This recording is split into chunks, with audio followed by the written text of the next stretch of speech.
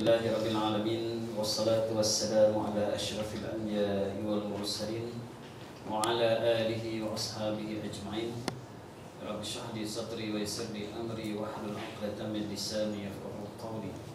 Subhanaka la 'ilma lana illa ma 'allamtana innaka antal alimul hakim. Wa la hawla wa la quwwata illa billahil aliyyil azim. Wa la hawla wa la quwwata illa billahil aliyyil azim. Wala haula wala quwwata illa billahil aliyyil azim. Terima kasih kepada akhi Iwan Senadi,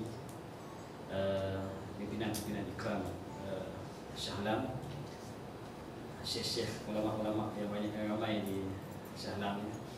Rasa tak boleh datang pagi ramai syekh-syekh di Shah Alam. Walau bagaimanapun alhamdulillah, bersyukur kepada Allah Subhanahu wa taala kerana kita ditakdirkan oleh Allah Subhanahu wa taala untuk bertemu pada malam ini, dan ana secara pribadi sangat beruntung apabila bersama dengan ikhwah, khususnya pada program Katibah sebagai salah satu daripada wasilah tarbiyah yang terpenting dalam jemaah kita, yang dinamakan juga dengan disebut dengan Lailah Imaniyah, malam keimanan, yang semua mudah-mudahan kita akan mendapat bekalan yang banyak daripada malam-malam sebegini, daripada program-program tarbiyah sebegini. Dan di sinilah sebenarnya kekuatan jemaah, kekuatan wasilah ataupun kekuatan manhaj kita, jemaah kita, iaitulah program Katibah ini, yang sebenarnya kekuatan ini tidak ada pada kumpulan-kumpulan yang lain, walaupun ada sebagian kumpulan yang juga memberikan penekanan kepada ruhiyah ataupun qiyam ini, tapi sebenarnya ini adalah kekuatan kita, iaitulah apabila mengabarkan kesyumulan tarbiyah itu, kesyumulan manhaj kita, yang bukan hanya sekadar memberikan penekanan pada aspek-aspek fikri atau aspek-aspek jasadi sahaja atau aspek-aspek emosi sahaja, tapi kita memberikan pada aspek rohani yang bertujuan membina peribadi yang seimbang, yang syumul, yang seimbang, kamil wa mutakamil, yang insya-Allah dengan kepribadian inilah, pribadi inilah akan menjadi seorang rajul, seorang lelaki yang anda bincangkan sedikit dalam pertemuan yang lepas, lelaki-lelaki yang menjadi teras kepada perubahan, orang-orang yang disebut sebagai rajul, yang dinyatakan oleh Allah SWT dalam Al-Quran, minal mu'minina rijalun sadaqu ma ahadullah alaih faminhum man qadha nahbahu wa minhum man yantazir wa ma baddalu tabdila. Di kalangan orang-orang yang beriman itu ada lelaki-lelaki yang telah menunaikan janji dengan Allah Subhanahu wa taala. Di kalangan mereka telah gugur syahid di jalan Allah Subhanahu wa taala. Wa minhum man yantazir, di kalangan mereka ada yang sedang menunggu-nunggu untuk menunaikan janji mereka. Wa ma baddalu tabdila, dan mereka sekali-kali tidak mengubah janji mereka. Inilah orang-orang yang disebut oleh Allah sebagai rijal, lelaki-lelaki yang memiliki kekuatan. Dan inilah sebenarnya jalan kita untuk kita membina kepribadian ini, membina syakhsiat Islamiah ini. Dan inilah sebenarnya yang ditekankan oleh Syahid Hasan Al-Banna, bahawa pembinaan peribadi Muslim itu adalah asas kepada perjuangan penegakan kalimah Allah SWT di atas muka bumi ini. Dan telah dan syiar kita antara yang diulang-ulangkan supaya kita jelas bahawa tarbiyah wa takwin tariquna ila tamkin. Tarbiyah dan juga pembentukan itu adalah jalan kita kepada penguasaan pemerintahan. Ia adalah mendapat kekuasaan di atas bumi. Dan alhamdulillah, yang apa yang berlaku akhir-akhir ini di bumi Mesir yang barakah, yang melihatkan bagaimana tidak sampai 100 tahun selepas pengasasan ataupun Syahid Hasan Al-Banna mengasaskan gerakan Ikhwan Muslimin, setelah runtuhnya ataupun gugurnya tumbangnya empire Khalifah Osmaniyah, dan gerakan Ikhwan Muslimin mengambil alih perjuangan untuk menegakkan khalifah di atas muka bumi ini, yang walaupun sepanjang tidak sampai 100 tahun itu, dalam lingkungan 80 tahun lebih sahaja, yang mana berbagai-bagai tribulasi yang dihadapi, termasuk di kalangan dalam ikhwan sendiri, yang antaranya mengatakan bahawa jalan ini lambat, jalan ini lambat, tarbiyah ini lambat, takwin ini lambat, ini jalan ini sampai bila pun takkan apa, takkan menang. Apa nak tarbiyah ni? Ya? Kita nak perlu cari jalan yang cepat untuk sampai kepada pemerintahan. Dan bagaimana apa yang berlaku ini sebenarnya membuktikan bahawa mereka tarbiyah wa takwin tariquna ila tamkin, bagaimana tarbiyah dan pembentukan itu adalah jalan untuk mendapat kekuasaan. Walaupun kita mengatakan bahawa kemenangan Dr. Muhammad Morsi itu adalah segala-galanya, bukan kemuncak kepada perjuangan, malah anda maksudkan itu hanya kita melalui satu fasa yang seterusnya dalam perjuangan. Mana perjuangan itu masih jauh lagi, dan itu hanya satu fasa yang masih awal lagi dalam perjuangan, bahawanya membuktikan bahawa tarbiyah itulah sebenarnya yang membentuk, yang membuktikan bahawa tarbiyah itulah yang membuktikan mampu untuk sampai kepada matlamatnya.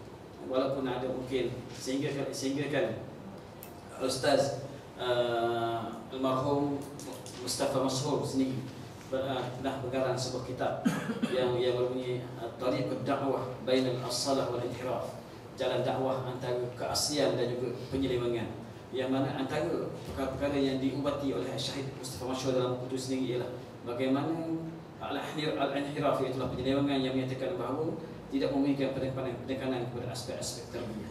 Iaitulah apabila berlakunya perkara itu memang wujud sebenarnya di kalangan ikhwan segi pada masa itu. Jadi alhamdulillah kita berada dalam majlis ini. Di sinilah sebenarnya kita membentuk jiwa kita, membentuk keimanan kita, menguatkan roh kita, dan percayalah bahawa satu gerakan yang terdiri daripada orang-orang yang rapat hubungannya dengan Allah Subhanahu Wa Taala, yang bangun malam menangis di hadapan Allah Subhanahu Wa Taala, dan di siang harinya dia berjuang di hadapan Allah Subhanahu Wa Taala. Insya-Allah orang-orang inilah yang akan diberikan kepercayaan oleh masyarakat untuk memimpin mereka. Dan bukan kita memimpin mereka untuk kita, tapi kita memimpin mereka ke arah redha Allah Subhanahu Wa Taala. Jadi sebagaimana yang pernah Anda sebut juga di sini di masa terselana yang ketika Maharaja Rom mendengar dan melihat kehebatan Islam itu sendiri, dan dia mengantar utusan untuk melihat apakah rahsia kekuatan awak Islam, dan utusan itu balik dengan satu dapatan yang sangat-sangat hebat yang memberikan satu kesimpulan tentang kekuatan awak Islam. Iaitulah awak Islam yang dikatakan bahawa mereka ini ruhbanul lail wa fussanun fil nahar.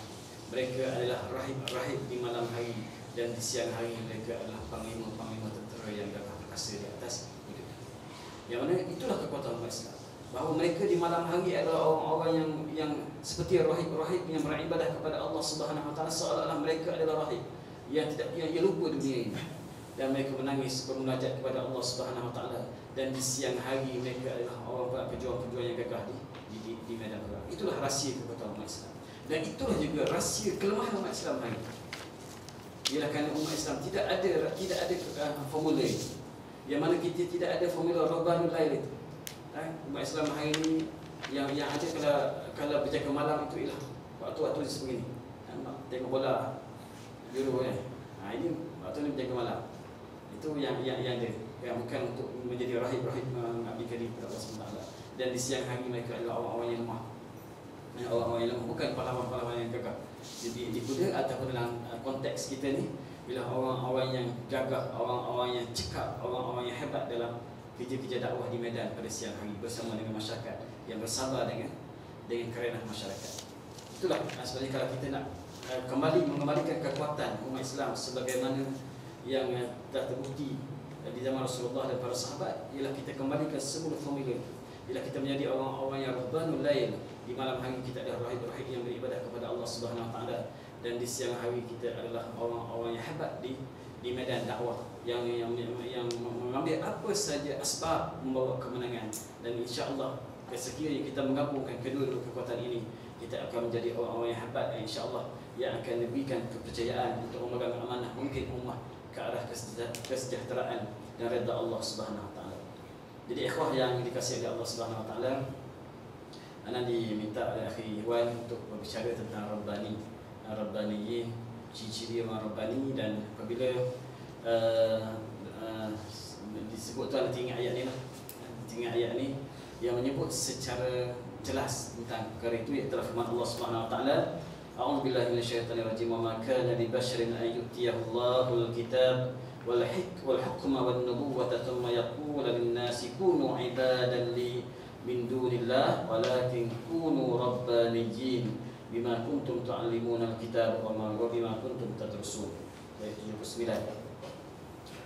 Yang mana tidaklah wajar bagi manusia itu apabila diberikan Alkitab, diberikan Alkitab dan juga Al-Hikmah kepada mereka dan juga kenabian, mereka berkata kepada manusia, jadilah kamu hamba-Ku, jadilah kamu hamba-Mu selain daripada Allah Subhanahu wa taala, tetapi katakanlah kunu rabbaniyyin, katakanlah kamu menjadi rabbaniyin.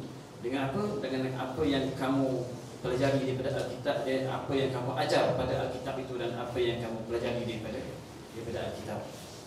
Itu maknanya secara ringkas. Yang mana Rabbaniyyin ini berdasarkan kitab ini, anda baca tafsir Al-Munir Wahab Al-Suhaili, dia kata Rabbaniyyin ini dah wahiduhu Rabbani.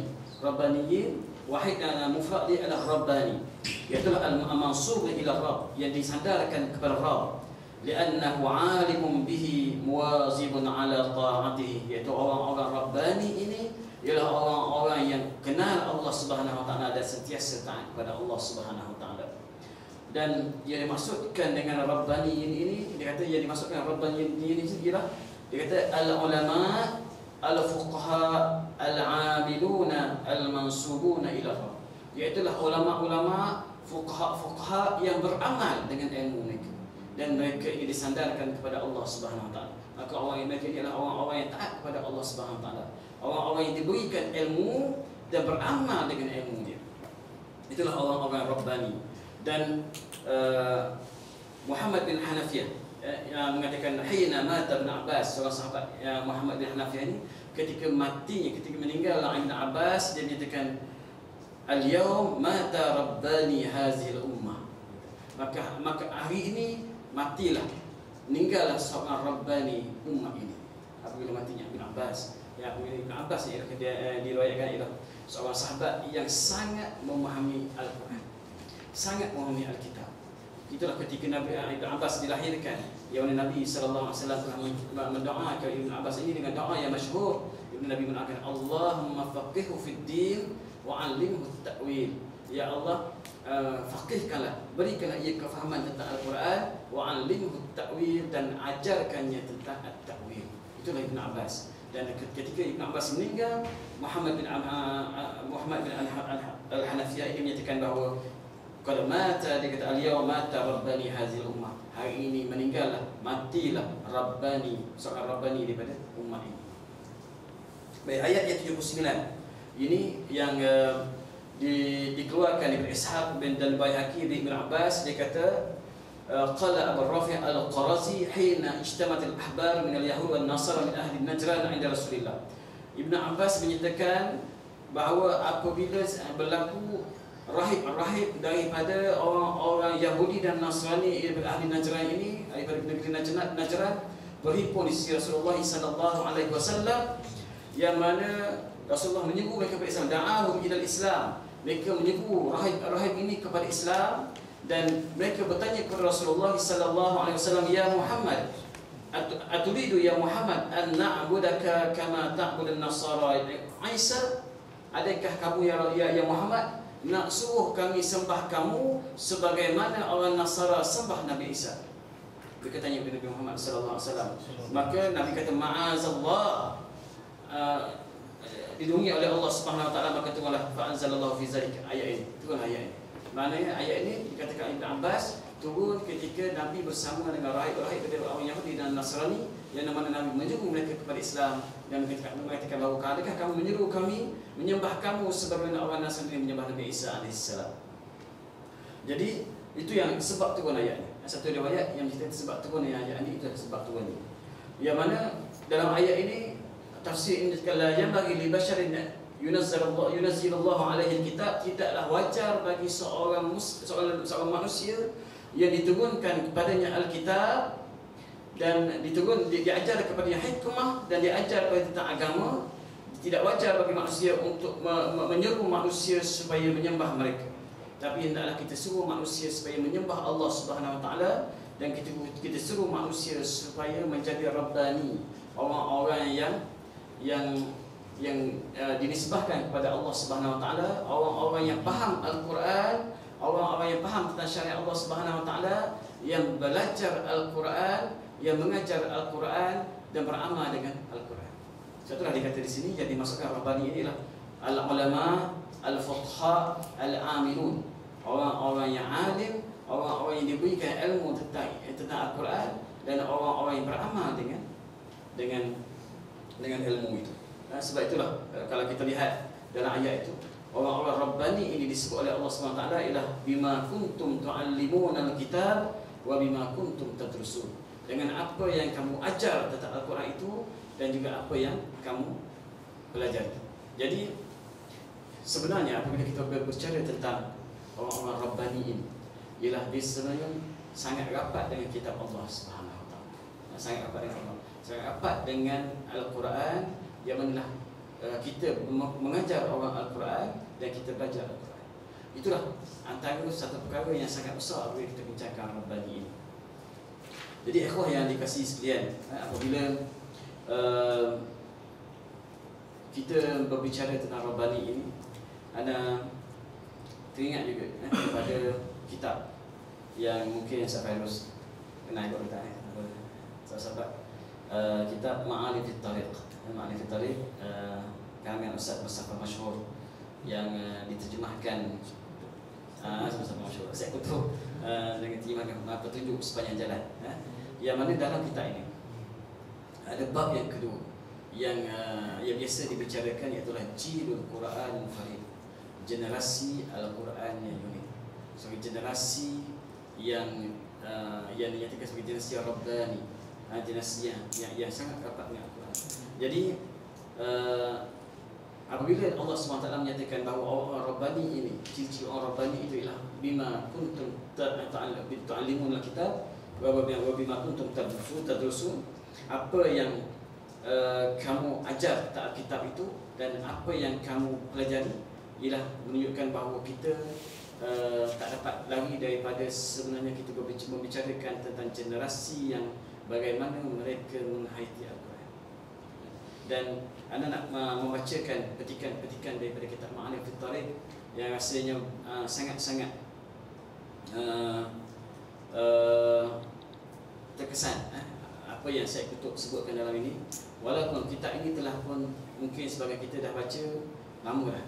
Anda sendiri sebenarnya bila tengok catatan ini, dibincangkan masa ni dalam Rasulullah pada tahun 1991.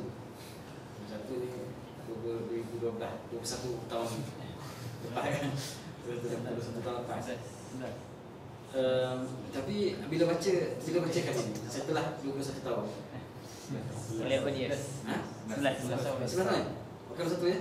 91 dengan 2012. 21 je. 91. Kalau 2001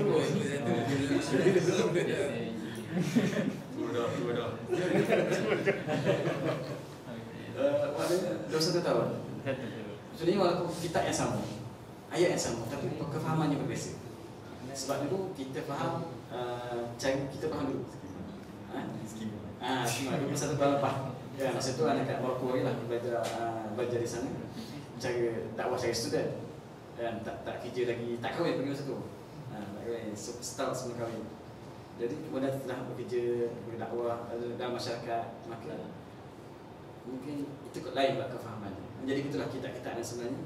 Maknanya kalau kita walaupun dah baca dalam lama tu, kita baca balik, mana kefahaman itu berbeza. Kita baca dalam bentuk teori dengan baca dalam bentuk kita telah beramal, dia berbeza kefahamannya. Jadi sebenarnya kitab ni sangat cantik apabila membicarakan tentang Jilul Quran Al-Farid, satu generasi Al-Quran Al-Farid yang dinyatakan oleh Syekh Qutb. Dia kata laqad kharajat hadhihi ad-da'wah jilan minan nas, jilus sahabah ridwanullah alaihim, jilan mumayyizan fi tarikh Islam kullihi wa fi tarikh al-bashariyah jami'i thumma lam ta'ud tukhriju hadha al-taras marratan ukhra. Dia kata telah dakwah ini telah mengeluarkan satu generasi manusia yang sangat hebat, iaitu generasi sahabat radhiyallahu alaihim, satu generasi yang istimewa dalam tarikh Islam dan tarikh manusia seluruhnya. Dan tarikh dan manusia tidak lagi mengeluarkan sekumpulan manusia sebagaimana sahabat ini. Tidak akan mengeluarkan. Dan dia kata mungkin na'am wujida afradan min zalik taras ala madar tarikh. Mungkin dia kata ada lahirnya individu yang hebat dalam sepanjang sejarah. Ada lahir individu yang hebat. Tetapi tidak ada kata lam yahdus qat an tajamma'a mithlu zalikal adad ad-dakh. Tapi tidak berlaku lagi sepanjang sejarah zaman sahabat, tidak berlaku lagi sekumpulan manusia yang hebat pada satu masa. Maknanya yang berlaku yang pada masa itu ialah zaman Rasulullah melahirkan sebahagian sahabat yang sangat hebat yang tidak pernah dilahirkan oleh sejarah kemanusiaan. Hebatnya mereka ini. Dan sebab itulah saya untuk menamakan Jilul Quraniyun Farid, generasi Al-Quran yang unik, yang unggul. Dan yang mana mereka ini lahir daripada Quran yang ada pada tangan kita pada hari ini. Sama je Al-Quran. Dia kata, "Inna Qur'ana hadhihi ad-da'wah baina aydina."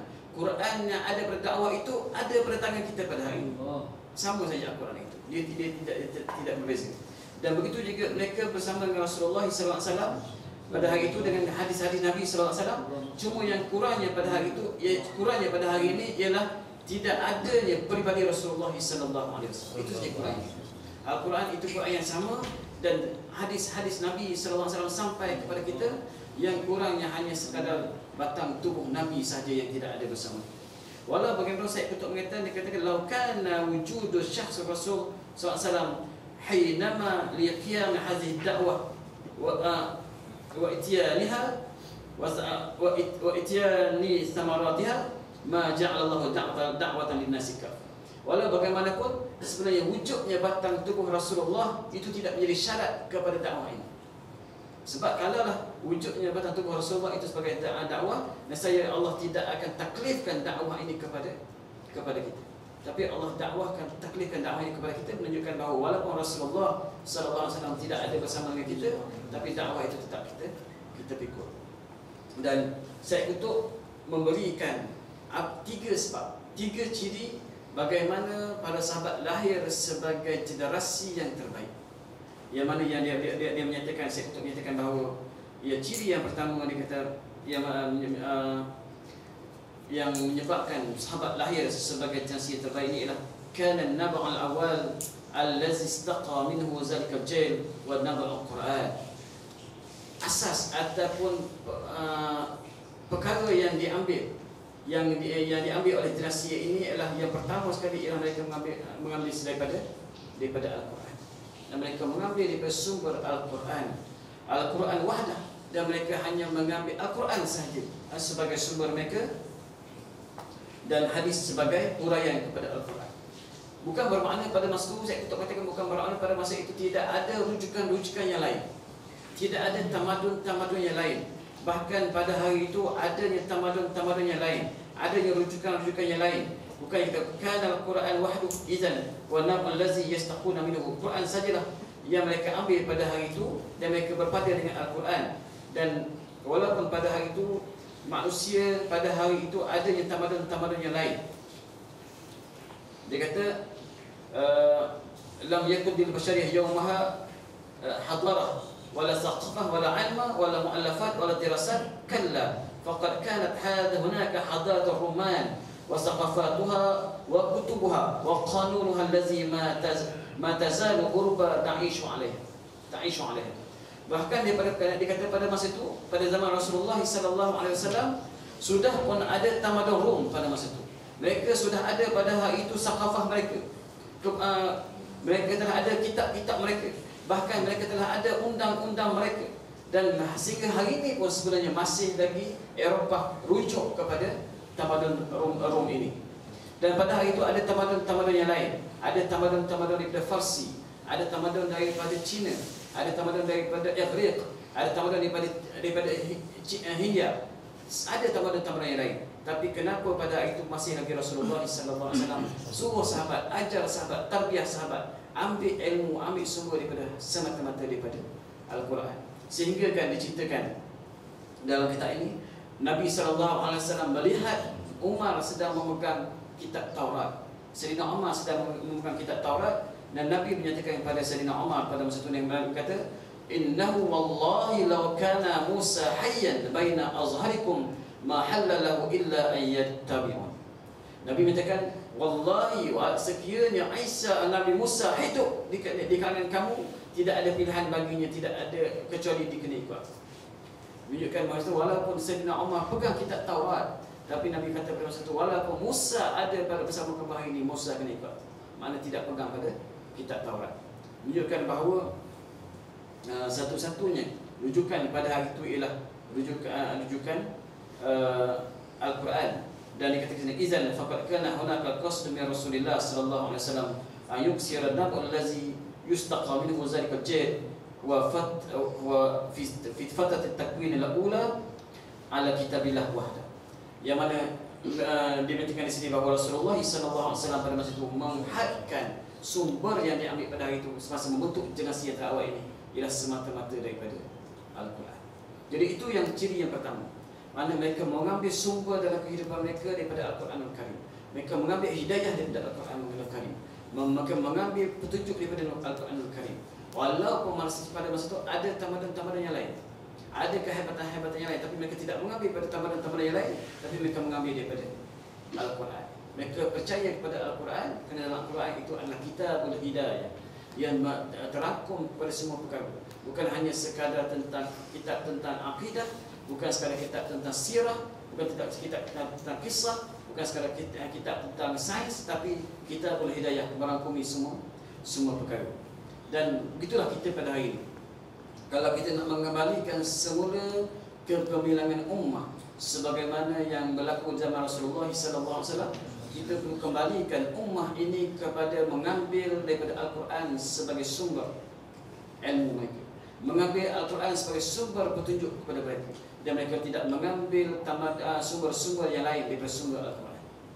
Hari ini kadang-kadang kita betul kagum dengan sumber-sumber yang lain, kita berkagum dengan tamaran-tamaran yang lain, kita kagum dengan orang Jepun ke, orang Eropah ke, orang Amerika ke. Kadang-kadang mereka sendiri pun sedang menuju ke arah kehancuran disebabkan ideologi mereka sendiri. Dan kita lupa kepada Al-Quran. Al-Quran itu ditinggalkan jauh. Umat Islam hari ini melihat Al-Quran itu dalam bentuk-bentuk manfaat yang lain.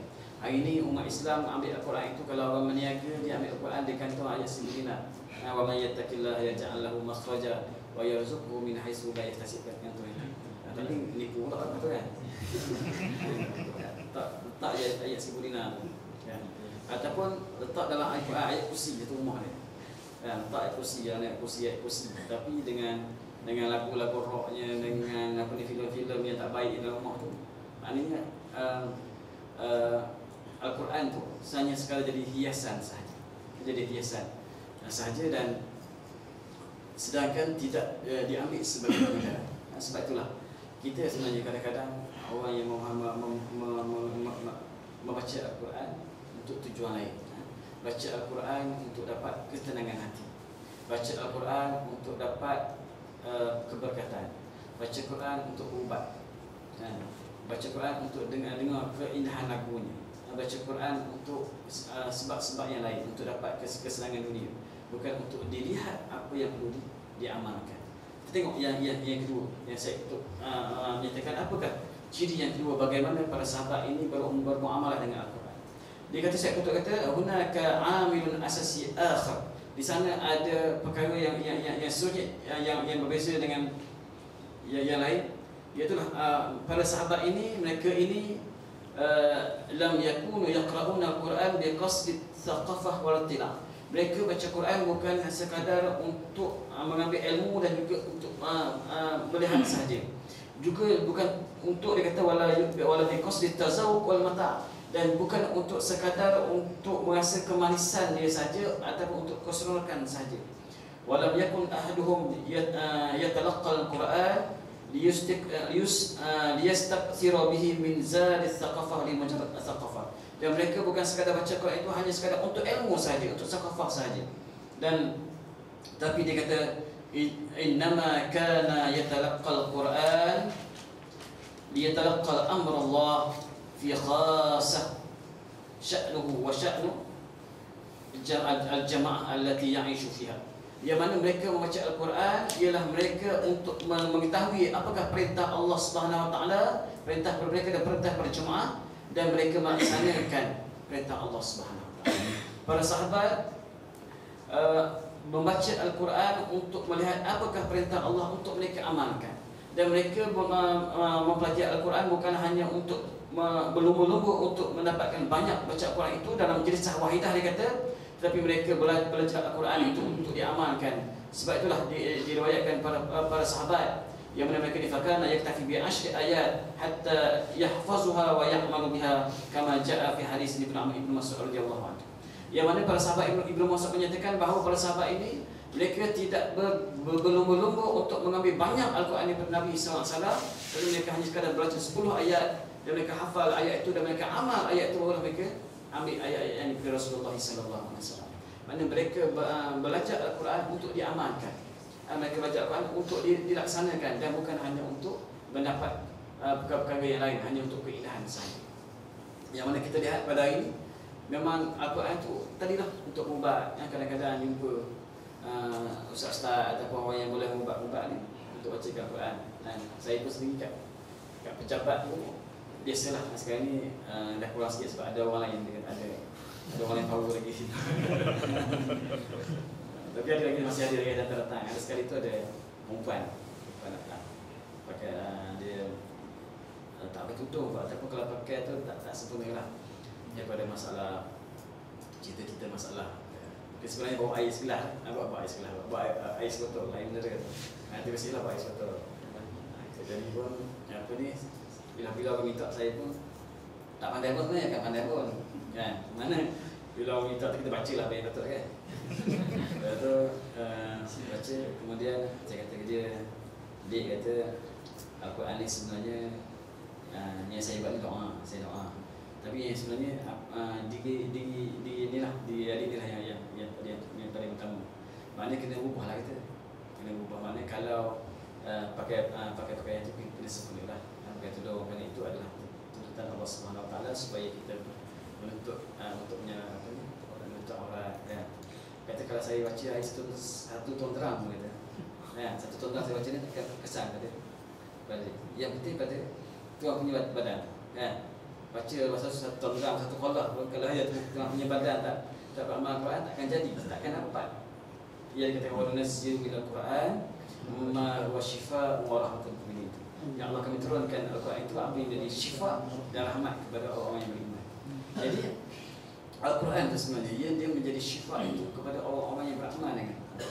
Tapi kalau orang tu dia tak beramal dengan Al-Quran, dia sehingga jauh dengan Al-Quran, tiba dia minta ubat daripada Al-Quran tu, mungkin boleh untuk maknanya mudah-mudahan dengan izin Allah SWT. Tapi yang sebenarnya ialah yang menjadi ubat itu, yang menjadi pelindung itu ialah apabila kita beramal dengan Al-Quran.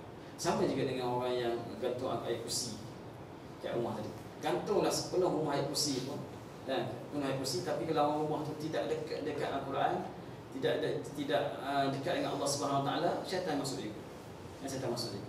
Maknanya yang menjadi benteng itu ialah amalan kita dengan Al-Quran. Walaupun kita tak gantung ayat kursi kan. Tapi ahli rumah itu dekat dengan Al-Quran, menyembah Allah Subhanahu Wa Taala, menghidupkan rumahnya dengan zikrullah, menghidupkan rumahnya dengan tilawatul Quran, menghidupkan rumahnya dengan solat, tidak menjadikan rumahnya sebagai kubur-kubur sebagaimana kata Rasulullah SAW, maka rumah itu akan menjadi rumah yang sejahtera, rumah yang baik dan jauh daripada godaan syaitan. Jadi itulah sahabat Nabi SAW. Diceritakan bagaimana apabila turunnya hijab, ayat hijab, perempuan-perempuan muslimah pada masa itu berlari-lari ke rumah-rumah mereka mencari apakah perkara yang boleh mereka tutup aurat mereka pada masa itu. Dan apabila diturunkan ayat arak, walaupun arak pada masa itu menjadi minuman yang menjadi minuman rutin dan minuman yang sangat-sangat digemari pada hari itu. Diceritakan, diriwayatkan, kalau kita nak umpamakan arak ni pada sahabat Nabi ialah umpama teh tarik kita. Tertarik. Mana orang Melayu ni kalau tak tertarik sangat dia balik. Memang dan satu adat kan. Adat datang orang dalam rumah pun memang sekurang teh atau kopi. Bagi. Tiba-tiba diharamkan benda tu. Cuba bayangkan diharamkan tertarik. Jadi pening balik kita Melayu kan. Fikir macam mana untuk kita tinggalkan benda tu. Kan satu bagi mereka satu minuman yang harian rutin dan minuman kebanggaan. Kebanggaan semakin hebat mutu arak itu semakin hebatlah. Maknanya dia orang yang hebat. Maknanya tetamu yang hebat dihidangkan dengan arak-arak yang hebat yang diperang lebih lama. Dan apabila turun ayat yang Allah mengatakan innamal khamru wal maisiru wal ansabu wal azlamu rijsun min amali syaitan fajtanibuhu la'allakum tuflihun. Dan turunnya ayat ini maka mengalirlah sungai-sungai agak di bumi Madinah pada masa itu. Tidak ada lagi sebarang pertikaian. Itulah sahabat-sahabat Nabi radhiyallahu alaihi. Yang mana sebab inilah mereka lahir sebagai generasi jil Quraniyun farid, generasi Al-Quran farid. Yang mereka Syekh Qutb mengatakan bahawa mereka menerima perintah daripada Al-Quran ini sebagaimana seorang tentera menerima perintah daripada jeneral. Mana tentera yang di-train dengan apa ni? Dengan perintah itu mereka itulah cara mereka. Kalau ada berkaitan dengan tentera tak ada ego. Saya pernah sembang dengan tentera lah, bukan masih tentera lagi. Kita dalam satu jumpa tentera tu, dia kata walaupun dia bercuti, dia kata dah cuti dah, sibuk dah cuti dah, dan nak on the way balik kampung dah, dan call daripada bos dia call daripada bos dia balik segera walaupun dah sibuk cuti. Etika sebagai tentera, dia kata pusing balik. Itu etika dia. Maknanya apabila tuan dia call, tuan dia arahkan dia balik, itulah etika dia. Dan itu disiplin tentera. Dan itulah diumpamakan sebagai orang beriman sepatutnya. Apabila perintah oleh Allah Subhanahu Wa Taala, tidak ada lagi sebarang persoalan, sam'an wa ta'atan. Itu adalah perintah daripada Allah, terus kita laksanakan. Itulah kehebatan para sahabat yang kita lihat bagaimana apabila di dalam berlaku peperangan Tabuk, apabila Allah Subhanahu Wa Taala Nabi SAW minta kepada sahabat mau menginfakkan harta dia kerana keperluan pada masa itu, perlukan infak yang banyak daripada para sahabat. Sayyidina Umar Al-Khattab menginfakkan separuh daripada harta dia. Sayyidina Abu Bakar menginfakkan seluruh hartanya. Sehingga Nabi bertanya kepada Abu Bakar, ya Abu Bakar, apa yang kau tinggalkan untuk Allah dan untuk keluargamu? Nabi Abu Bakar kata, aku tinggalkan Allah dan Rasulnya. Kehebatan sahabat pada masa itu. Dan bagaimana kehebatan yang berlaku kepada Hanzalah. Hanzalah yang cerita yang maklum kita tahu bagaimana walaupun beliau baru saja berkahwin dan baru saja merasai kemanisan malam pertama, apabila datangnya seruan jihad, beliau meninggalkan isterinya walaupun malam pertama tanpa sempat. Ada ni kan? Maknanya persoalan kita nak sekadar pergi katibah kan? Kalau kita pergi katibah ni insya-Allah balik pergi seorang. Dia nak pergi jihad, walaupun malam pertama maka Hanzalah keluar juga untuk jihad. Walaupun jihad itu di zaman Rasulullah pada masa itu, peperangan zaman Rasulullah adalah keluar itu bermakna 90% itu akan mati. Kerana beza peperangan Nabi itu peperangan berhadapan dengan pedang. Kita ni perang sekali tak nampak tentera pun. Tak nampak apa kan. Tapi zaman Nabi perang tu memang berdepan dan Hanzalah keluar dan akhirnya syahid dengan Allah Subhanahu Wa Taala. Dan itulah generasi sahabat. Dan seterusnya yang ketiganya, saya ketuk mengatakan, ciri yang ada pada sahabat pada yang ketiga ialah mereka al-inqilab al-jahiliyah. Mereka ini meninggalkan jahiliyah. Apabila mereka masuk saja Islam, dia kata apabila mereka menerima sebagai Islam sebagai agama mereka, laqad kana rajul hina yadkhulu fil Islam yukhli'u ala atbihi kullu madhihi fil jahiliyah. Apabila mereka masuk saja Islam, mereka terus menanggalkan apa saja jahiliyah itu dapat pada diri mereka, dan mereka tidak lagi beramal dengan amal-amal jahiliyah. Kerana mereka kalau dia terima saja Islam tu, mereka terus meninggalkan perkara yang tak baik. Itulah para sahabat radhiyallahu alaihim. Dan mana yang tiga perkara inilah yang sebenarnya yang melahirkan generasi yang terhebat. Dan kalaulah kita nak kembali melahirkan generasi yang terhebat, yang kita merasakan bahawa ummah sangat perlukan kepada generasi-generasi kumpulan-kumpulan yang hebat ini. Kerana hari ini ummah tercari-cari orang-orang yang layak untuk memimpin mereka. Kerana hari ini ramai orang yang bercakap mampu memimpin masyarakat. Hari ini ramai orang yang bercakap mereka mengajak manusia memerangi rasuah, tapi mereka adalah bapa kepada segala rasuah.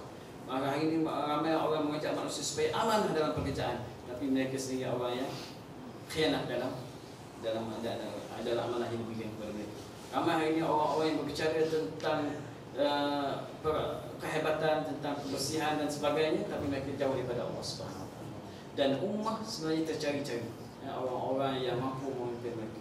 Dan kitalah sepatutnya mengambil amanah itu untuk kita buktikan bahawa orang-orang yang dekat dengan Allah Subhanahu Wa Taala, orang-orang yang mengambil Al-Quran sebagai petunjuknya, orang-orang mengambil Al-Quran sebagai sumber dalam kehidupannya, orang-orang inilah yang akan membawa manusia daripada penyembahan kepada sesama makhluk kepada menyembah Allah Subhanahu Wa Taala.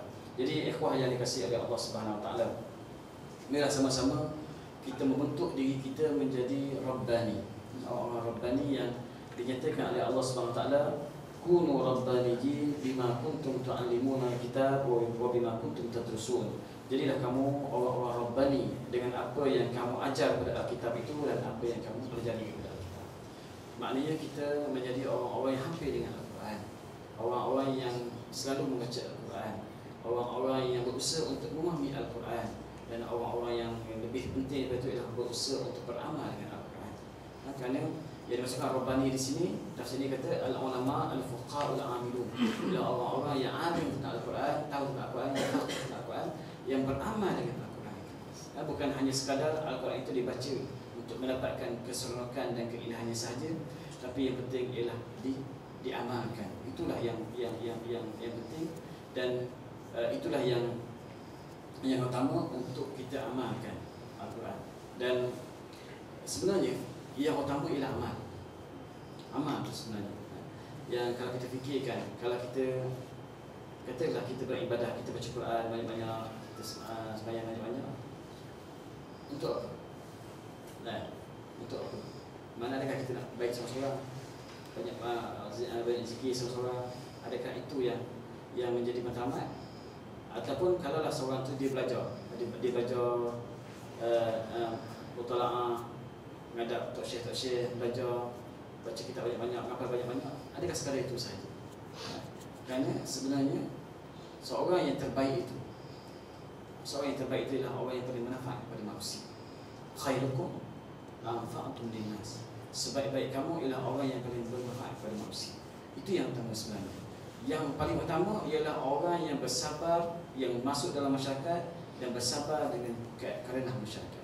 Bukanlah makna orang yang baik, orang yang dekat dengan Allah itu ialah orang yang mudah hanya sekadar membanyakkan amalan peribadinya, banyakkan solatnya beribu-ribu rakaat, banyak zikirnya berpuluh-puluh zikir, baca Quran sampai 3 hari sekali khatam. Walaupun baik benda itu, tapi bukan sekadar itu. Tapi kita fikrah kita memahami ialah kita ialah orang-orang yang beramal dengan Islam dan kita terjun dalam masyarakat. Itulah yang utama. Sebab kalau kita tak faham benda ni, kita akan bimbang, akan lahir orang-orang yang hanya sekadar untuk memaki dirinya sendiri sahaja. Akhirnya dia tidak mempedulikan masyarakat. Kita hanya membentuk kumpulan kita saja. Kita menjadi orang-orang hebat di kalangan kita, tapi kita tak kenal pun makhluk kita, tak kenal pun jiran-jiran sebelah kita, tak pernah dakwah itu sampai kepada kawan-kawan sepejabat kita, tak sampai pun dakwah itu pada saudara mara kita, tak kenal sampai pun dakwah itu pada orang-orang yang belum Islam.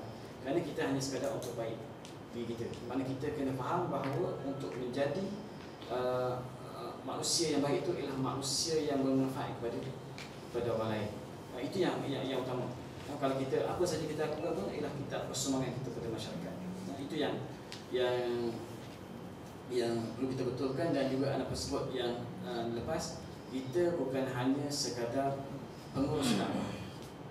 Kita pengurus dakwah, maknanya kita mengurus kerja dakwah, tapi kita adalah da'i. Dan kita juga bukan hanya sekadar pengurus tarbiyah, tapi kita adalah murabbi. Mungkin untuk jadi pengurus tarbiyah itu mungkin mudah. Kita tak perlukan pada ruh yang kuat, tidak perlukan hubungan yang kuat dengan Allah Subhanahu Wa Taala, tapi menjadi murabbi itu yang payah. Kerana untuk menjadi mempunyai jiwa-jiwa yang hidup, yang mampu menghidupkan jiwa-jiwa yang lain. Dan untuk menjadi da'i itu yang payah. Pengurus dakwah itu mudah sebenarnya. Pengurus dakwah, kita menguruskan hari ini kita buat ceramah kat sana, hari ini kita gantung banner kat sana, hari ini kita buat forum kat sini, hari ini itu mudah untuk menguruskan kerja-kerja dakwah. Tapi menjadi da'i itu yang payah, yang bersabar dengan keadaan masyarakat, yang memiliki hubungan yang rapat dengan Allah Subhanahu Wa Taala, yang hatinya hidup, yang mampu menghidupkan hati-hati yang mati. Sebagaimana Ustaz Fatahiyahkan dalam kitab Qawaribun Najat menyatakan bahawa amalan pada da'i itu seharusnya lebih baik daripada orang awam. Sekiranya pada da'i itu amalannya sama saja dengan orang awam, maka dia menanggung dosa kekurangan. Mana amalan kita dengan orang lain sama je, sama saja. Maknanya sebenarnya kita seolah-olah berdusta dalam dakwah. Kerana kita tak nak ajak apa, nak ajak pada orang, sedangkan kita sendiri pun amalan kita sebenarnya kurang dengan orang lain. Orang lain tak pernah qiyam, kita pun tak pernah qiyam. Orang lain jaga baca Quran, kita pun jaga baca Quran. Orang lain kurang zikir, kita kurang zikir. Orang lain tak usaha, kita pun tak usaha. Maka apakah kelebihan yang ada pada kita untuk kita menjadi da'i mengajak orang kepada Allah Subhanahu Wa Taala. Jadi ikhwah yang dikasihi oleh Allah Subhanahu Wa Taala, cukuplah sekarang untuk rezeki untuk diri sendiri dan ikhwah sekalian. Mudah-mudahan kita menjadi orang-orang yang Rabbaniyin ini. Iaitulah kesimpulan pada Rabbani ini ialah orang-orang yang sebenarnya rapat dengan Al-Quran. Orang-orang yang mempelajari Al-Quran, orang-orang yang mengajar Al-Quran, orang-orang yang beramal dengan Al-Quran, dan orang yang berjuang dengan Al-Quran. Itulah orang-orang yang berdekat dengan kalam Allah Subhanahu Wa Taala, dan mereka menjadi orang-orang yang ikhlas. Mudah-mudahan Allah Subhanahu Wa Taala berkati pertemuan kita pada malam ini. Segala baik daripada Allah Subhanahu Wa Taala yang memberikan kemahdiran sendiri. Wabillahi taufiq wal hidayah. Wassalamualaikum warahmatullahi wabarakatuh.